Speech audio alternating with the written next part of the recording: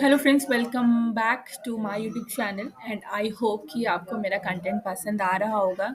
और मैं कोशिश करती हूँ कि आपके लिए जो भी कंटेंट बनाऊँ वो बिल्कुल रेलेवेंट हो और वो आपको उसकी ऑफिशियल वेबसाइट पर भी देखने को मिल जाए। अब नेवी एसएसआर एमआर अग्निवीर और नेवी एसएसआर मेडिकल असिस्टेंट की रिक्रूटमेंट का नोटिफिकेशन अभी आया हुआ है। हमारे बहुत सारे कैंडिडेट्स नेवी को ज्वाइन करना चाहते हैं बट उनकी आंखों पर स्पेक्स लगा हुआ है तो उनके माइंड में यही क्वेश्चन आता है कि क्या हमारे स्पेक्स का नंबर इतना है तो हम अप्लाई कर सकते हैं कि नहीं। अब यहाँ पर उनको मैं मेडिकल स्टैंडर्ड्स को आज मैं दिखाऊंगी यहाँ पे कि बहुत सारी चीज़ें हैं जो आपको मेडिकल स्टैंडर्ड्स में जाके चेक करनी है।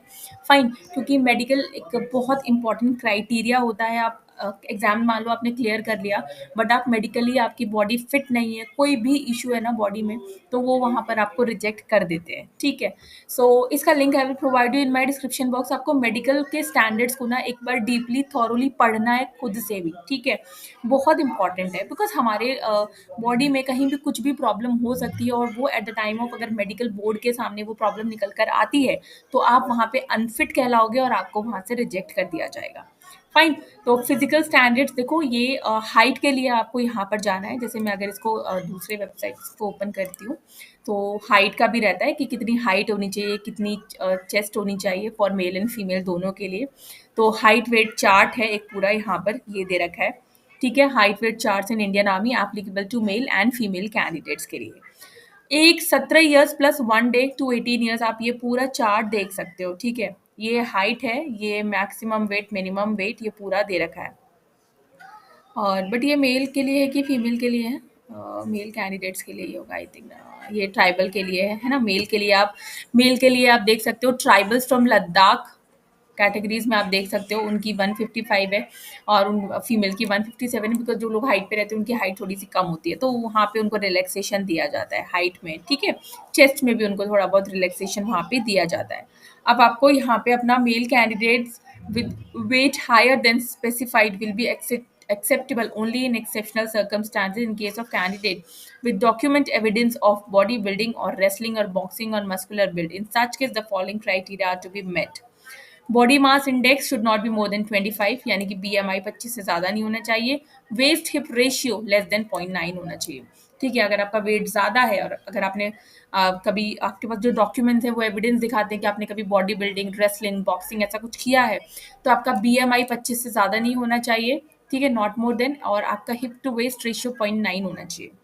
All biochemical parameters, ठीक है, such as blood sugar fasting, post prandial blood urea, creatinine, cholesterol, HbA1c% etcetera आज सब नॉर्मल होना चाहिए आपका।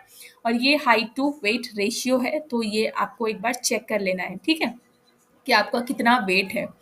मिनिमम वेट इन केजी 37 है और मैक्सिमम वेट इन केजी 45 है up to 17 years. 17 years plus 1 day, ठीक है, टू 18 ईयर्स।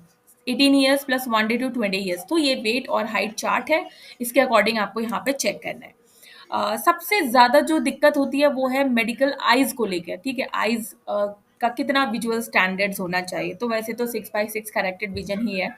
स्पीच सही होनी चाहिए, कोई आप मतलब हकलाते ना हो। ठीक है, आपकी हियरिंग गुड होनी चाहिए, आपको अच्छे से सुनाई देता हो। आपके ईएनटी जो पार्ट है, ईयर, आपका ईयर है, नोज है, थ्रोट है, वो सारी चीज़ें बिल्कुल क्लियर कट होनी चाहिए। चेस्ट जो है वो वेल फॉर्म्ड होनी चाहिए।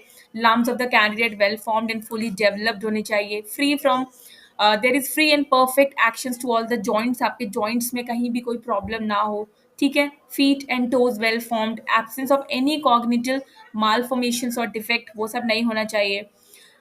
मेजर डिफेक्ट्स फॉर रिजेक्शन, ठीक है, मस्कुलर कोई प्रॉब्लम नहीं होनी चाहिए। Malformation of head including deformity from fracture और depression of the bones of the skull. तो ऐसी कोई भी प्रॉब्लम यहाँ पे जो है होने से आपको यहाँ पे रिजेक्ट कर दिया जाएगा। कोई न्यूरोलॉजिकल डिफिशियंसी नहीं होनी चाहिए। ईसीजी नॉर्मल होना चाहिए। एब्सेंस ऑफ कोई सिंड्रोमिक फीचर नहीं हो। Fine, no deformity existing on full flexion of the spine, no restrictions of range of movements, आप हर तरफ का मूवमेंट कर सको, आपकी बॉडी फ्लेक्सिबल हो। मतलब आप कहने का मतलब ये है कि आपकी बॉडी ओवरऑल अच्छा साउंड करती हो, हेल्दी साउंड करती हो, उसमें किसी भी तरीके की कोई इशू नहीं होना चाहिए। ठीक है, फिंगर्स के बारे में, फिंगर्स टेढ़ी मेढ़ी मुड़ी ऐसी नहीं होनी चाहिए। फाइन, और हेड बिल्कुल सही होना चाहिए, हेड, शोल्डर्स, एल्बो, क्योंकि यहाँ पे हर चीज़ को पॉइंट आउट किया जाता है आपके बॉडी के स्टार्टिंग से लेके एंडिंग पॉइंट तक। तो कहीं भी कोई डिफ़ॉर्मिटी होने से आपको वहाँ पे रिजेक्ट किया जा सकता है। अगर आँखों में स्क्विंट है, ठीक है, manifest squint of any degree, तो भी यहाँ पर प्रॉब्लम है, ठीक है? तो भी अगर यहाँ पे आपको सिलेक्ट नहीं किया जाएगा। Deformity of morbid condition of the eye eyelid that is liable for aggravations और रिकरेंस, ठीक है। ट्राइकोमा नहीं होना चाहिए, ये बहुत सारी आईज की जो प्रॉब्लम्स होती हैं तो वो सारी चीज़ें नहीं होनी चाहिए।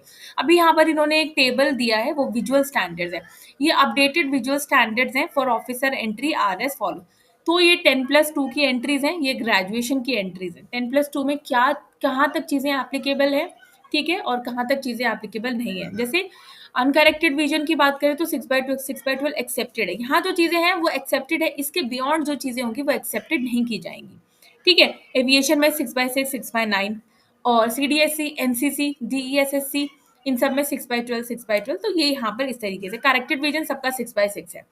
लिमिट्स ऑफ मायोपिया, ठीक है, तो आंखों में प्रॉब्लम होती है ना, आप लोग पढ़ते हो बायो में, मायोपिया, हाइपरमेट्रोपिया और एस्टिग्मेटिज्म। तो ये अब अगर आपके में मायोपिया है तो वो -1.0 स्फेरिकल तक चल जाएगा, लेकिन -1 से ज़्यादा हो जाएगा तो नहीं चलेगा, ठीक है। मायोपिया आपके एविएशन में नहीं चलेगा, ऑब्वियसली बात है, आपको फ्लाइट को उड़ाना है पायलट में, तो वहाँ पे इस तरीके की चीज़ें नहीं चल पाएगी, ठीक है। यहाँ पे -1 तक चल जाएगा ये CDSE वगैरह में, और ग्रेजुएट एंट्री टेक्निकल ब्रांचेस में -2 भी चल जाएगा, ठीक है। और ATC, naval constructor, architect, law, logistic, education, यहाँ पे -3.5 स्फेरिकल भी चल जाएगा। लिमिट्स, हाइपरमेट्रोपिया वहाँ पे +2 स्फेरिकल, ठीक है। सबकी अलग अलग रिक्वायरमेंट है, तो उसके अकॉर्डिंग इतना है तो चल जाएगा, इससे ज़्यादा होगा तो नहीं चलेगा।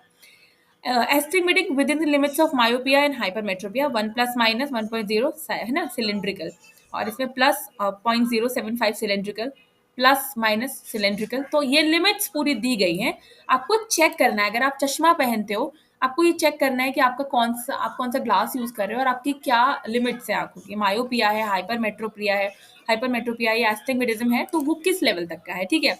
इतने लेवल का है तो फाइन है, लेकिन इसके बियॉन्ड होगा तो फिर वो एक्सेप्टेड नहीं किया जाएगा। बाइनोक्यूलर बाइनोकुलर विजन थर्ड दे रखा है यहाँ पे, तो थर्ड तक एक्सेप्टेड होगा। कलर परसेप्शन, ठीक है, कलर परसेप्शन का टेस्ट होता है, तो उसमें आई थिंक फर्स्ट स्टेजेस है, यहाँ पे 2 स्टेजेस तक एक्सेप्टेड होगा। लेसिक जो है वो 10+2 में तो नहीं एक्सेप्टेड है। 10+2 में जैसे एनडीए नेवी, एनडीए 10+2 बीटेक, उसमें लेसिक एक्सेप्टेड नहीं है। बट हाँ, अगर आप ऑफिसर्स वगैरह में जाते हो, टेक्निकल एंट्री में जाते हो, ठीक है, तो यहाँ पर लेजर एक्सेप्टेड है, कोई इशू नहीं है उसमें। ये मैं आपको नेवी के स्टैंडर्ड्स बता रही हूँ, ठीक है।